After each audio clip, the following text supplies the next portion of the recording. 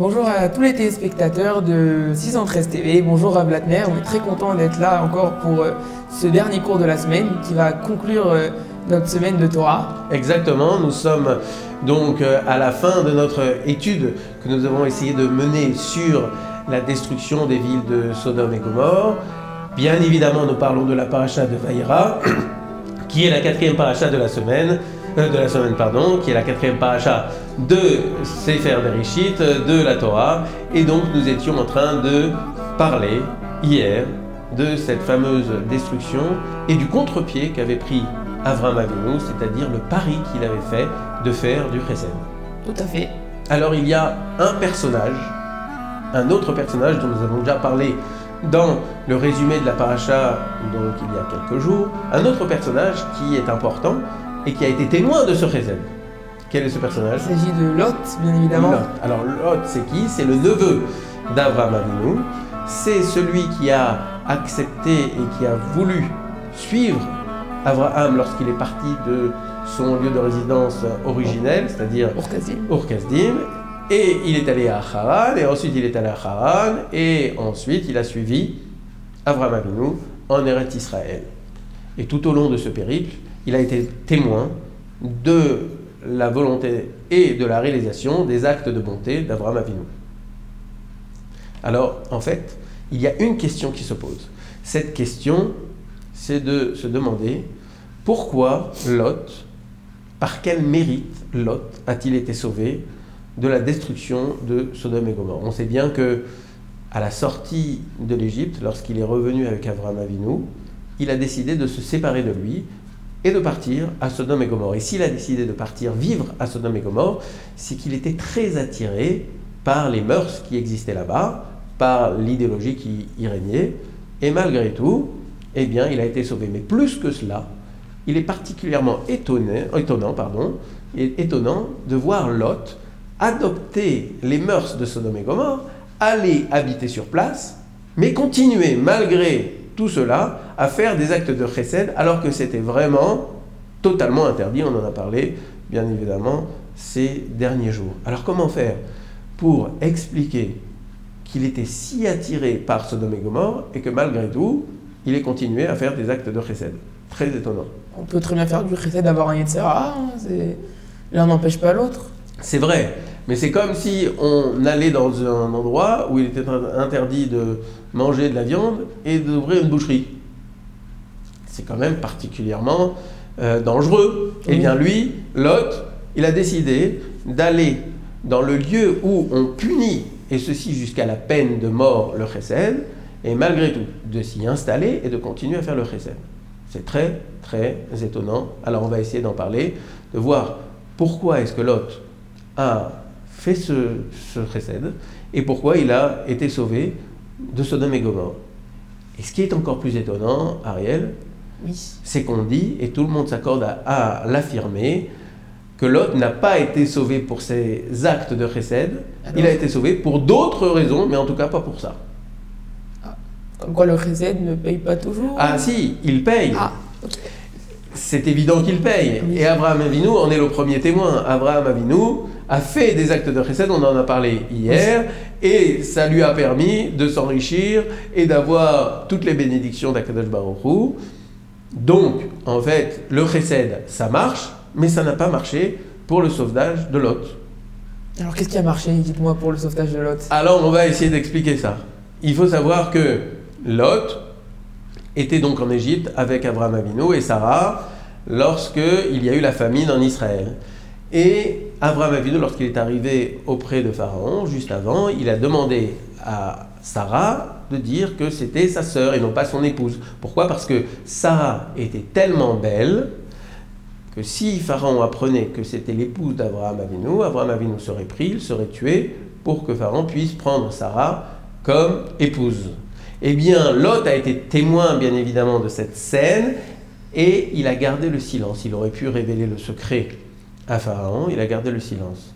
Selon certains commentateurs, ce silence qui a eu lieu donc 26 ans avant la destruction de Sodome et Gomorrhe a été l'origine du sauvetage de ce personnage. Autrement dit, ce petit mérite de garder un secret a permis à Lot, bien plus tard, d'être sauvé de la destruction. Ça, c'est déjà un message que nous devons tous avoir à l'esprit. Rien n'est perdu. Le plus petit des mérites, Akadosh Baruch Hu nous le garde pour ensuite nous le redonner au centuple. Et ça, c'est un bon encouragement pour tout à chacun de faire la mitzvah la plus petite soit-elle. Et l'une de ces mitzvahs, c'est de garder le secret. Autrement dit, si l'on vous donne une information confidentielle, gardez-la et ne la révélez pas. C'est une des mitzvot de la Torah. Il ne faut pas révéler un secret que l'on vous donne. Ça, c'est donc la première explication. Mais revenons un petit peu au chesed qu'a pratiqué Lot. Il faut savoir que c'était donc un homme de bonté. Et ceci, quelle que soit l'époque où il a vécu. Il a vécu d'abord avec Avraham Avinu, ensuite il a vécu loin d'Avraham Avinu, mais il a été régulier dans son chesed, il a toujours pratiqué le chesed. Et malgré tout, cela n'a pas constitué la raison de son sauvetage. Alors, pour expliquer cette chose étonnante, on pourrait dire que Lot a été instruit, a grandi auprès d'Avraham Avinu, et que ce chesed qu'il pratiquait, c'était presque un chesed machinal, automatique. Comme si, en fait, il était un robot, et comme il a été conditionné à faire du chesed, eh bien, c'était tout à fait naturel, et que de cela, il n'avait aucun mérite. Mais ça aussi, c'est très étonnant, parce que depuis quand n'est-on pas récompensé lorsqu'on fait quelque chose, même si on a été conditionné à cela? Il y a beaucoup de personnes à qui on dit tiens, mets tes tefilines, tiens, va à la synagogue. Ils disent non, je le sens pas, j'ai pas envie, je vais pas le faire pour Dieu, je vais le faire pour moi. En général, on leur dit d'abord fais-le pour toi, à la fin tu le feras pour Dieu. Exactement. Et on dit que les mitzvot qui sont faites avec intérêt, eh bien, conduisent ensuite à des mitzvot que l'on fait sans intérêt. Et ça, c'est un cas général. Dès lors qu'on a fait une mitzvah, eh bien, on en recevra les fruits. Donc, pourquoi est-ce que Lot n'a pas reçu le fruit de son chesed? Ça, c'est une vraie question. On a cité l'une des explications pour laquelle il a été sauvé. On en citera sans doute une autre un peu plus tard, dans quelques minutes. Mais en tout cas, on va peut-être maintenant expliquer pourquoi le chesed de Lot ne l'a pas sauvé. Lot a été témoin du chesed d'Avraham Avinu. Et on en a parlé hier. Avraham Avinu a fait le pari de faire des actes de bonté, et il s'est dit, voilà, moi, je vais faire des actes de bonté, et quand je vais les réaliser, ces actes de bonté, je vais voir ce qui va se passer pour moi. Ce qui s'est passé, c'est qu'il s'est enrichi dans tous les domaines. Il a acquis de plus en plus de biens. Qui a été le témoin de cette expérience? Lot. Et donc, en fait, le chesed de Lot a une autre origine, a une autre motivation. La motivation unique de Lot, c'est de se dire, moi je vois, je suis le témoin oculaire de la réussite exponentielle d'Avraham Avinu. Cette réussite a pour origine le chesed. Donc, quelles que soient les circonstances, comme moi je veux m'enrichir à l'instar d'Avraham Avinu, eh bien, je vais faire du chesed parce que je sais que c'est une recette qui marche. Donc, en fait, le chesed de Lot n'était pas un vrai chesed. C'était simplement un moyen de s'enrichir. Et c'est la raison pour laquelle, même à Sodome et Gomorrhe, là où c'était dangereux, parfois même puni de la peine capitale, il a continué à faire du chesed dans le seul but intéressé de s'enrichir. Et c'est tellement, il a poussé tellement ceci, qu'il était prêt même à sacrifier ses filles pour faire du chesed, autrement dit pour s'enrichir. On voit bien que le chesed n'était pas un acte de bonté, c'était un acte totalement intéressé. Donc qu'est-ce qui a sauvé Lot? Alors en fait, on voit bien et on a bien compris pourquoi le chesed ne pouvait pas le sauver. On a cité tout à l'heure le secret, et c'est la raison pour laquelle il a été sauvé. Mais peut-être que nous allons donner une autre explication au sauvetage de Lot. Avant de parler de ça, on va expliquer que, vous vous rappelez, il y a quelques jours, on a dit qu'il y avait une différence, même s'il y a beaucoup de points communs entre la génération du déluge et la génération de Sodome et Gomorrhe, mais il y avait une différence, la destruction. La destruction s'est faite par l'eau dans la génération du déluge, elle s'est faite par le feu pendant la génération de Sodome et Gomorrhe. Pourquoi cette différence? Pourquoi pas? Pourquoi pas? Puisqu'on a vu qu'il y avait des grands points communs, Akadosh Baruch Hu aurait pu utiliser le même mode opératoire pour détruire les deux types de populations.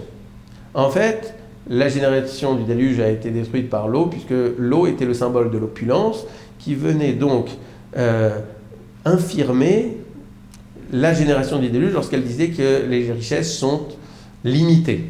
Eh bien, le feu aurait pu donc être substitué par l'eau, puisque c'était la même idéologie qui régnait à Sodome et Gomorrhe. Eh bien non, c'est le feu qui a été choisi. Et ça n'est pas un hasard. Le feu représente, et c'est une petite allusion à la fournaise d'Ur-Kasdim. Revenons quelques générations en arrière, une génération en arrière. Avraham Avinu a été jeté dans la fournaise par Nimrod, et il en est ressorti sain et sauf. Il y avait un autre personnage qui était autour d'Avraham Avinu, c'était son frère, Haran. Et Haran, lui aussi, croyait en Dieu, croyait en Akadosh Baruch Hu. Mais sa croyance était un petit peu plus fragile. Qu'est-ce qu'il s'est dit? Il s'est dit, voilà, moi, je fais le pari avec Avraham Avinu qu'Akadosh Baruch Hu existe. Mais ma foi est un petit peu plus fragile. Je vais voir ce qui va se passer pour mon frère. Si Avraham Avinu ressort indemne de la fournaise, eh bien je me jetterai aussi dedans. Mais si il ne ressort pas vivant, eh bien j'adopterai les mœurs polythéistes et les mœurs idolâtres de la génération. Ce qui s'est passé, c'est qu'Avraham Avinu est ressorti indemne de cette fournaise. Haran, naturellement, s'est jeté dans la fournaise, mais comme sa foi n'était pas totalement complète, eh bien, il est mort dans la fournaise. Cela ne veut pas dire pour autant qu'il n'avait aucun mérite. Au contraire, c'est peut-être le premier individu de toute l'humanité qui est mort al-Kiddush Hashem, c'est-à-dire pour la sanctification du divin, du nom divin. Et vous savez que tout au long des générations, il y a beaucoup de juifs qui malheureusement sont morts al-Kiddush Hashem, c'est-à-dire qu'ils ont préféré mourir plutôt que de renoncer à leur foi en Akadosh Baruch Hu. Et encore, bien évidemment, il n'y a pas si longtemps, dans la Shoah. Eh bien, Haran a été le premier individu à mourir al-Kiddush Hashem.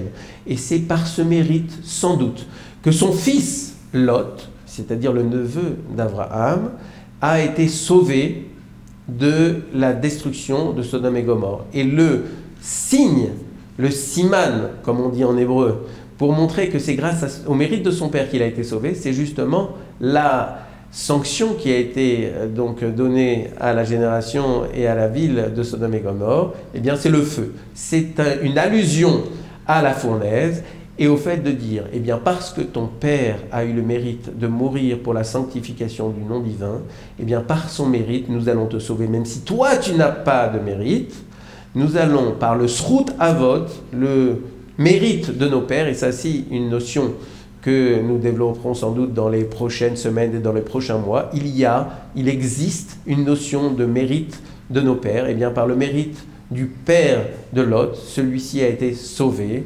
Il a été sauvé et grâce à ça, il a pu continuer sa route. Et sa route, eh bien, elle n'est pas anodine puisque, on l'a dit au cours des émissions précédentes, il va donner naissance au peuple de Ammon et au peuple de Moab. De ces deux peuples vont naître des individus particulièrement marquants, même si l'immense majorité de ces deux peuples ne sont pas recommandables, au point que des individus qui appartiennent au peuple de Ammon et de Moab ne peuvent pas se convertir au judaïsme, malgré tout. Ruth, notamment, va descendre de Lot, et Ruth, c'est la grand-mère du roi David, et si Ruth, c'est la grand-mère du roi David, et que David, le roi, est l'ancêtre du Mashiach, on voit que de Lot va descendre le Mashiach, c'est une autre histoire, mais quoi qu'il en soit, on voit que grâce au mérite de Haran, qui a été le premier individu de toute l'histoire à mourir al-Kiddush Hashem, eh bien, nous allons avoir le Mashiach. Donc, en fait, on voit que rien n'est perdu, que le moindre des mérites est conservé par Akadosh Baruch Hu et qu'il nous le resserre au centuple. En tout cas, on vous souhaite une bonne fin de semaine. Shabbat Shalom. Suivez bien à la synagogue la lecture de la Parashat Vayera. Approfondissez-la avec votre entourage, avec vos enfants. Et surtout, soyez au rendez-vous la semaine prochaine pour une nouvelle paracha, la paracha de Chayei Sarah. Shabbat Shalom. Shabbat Shalom.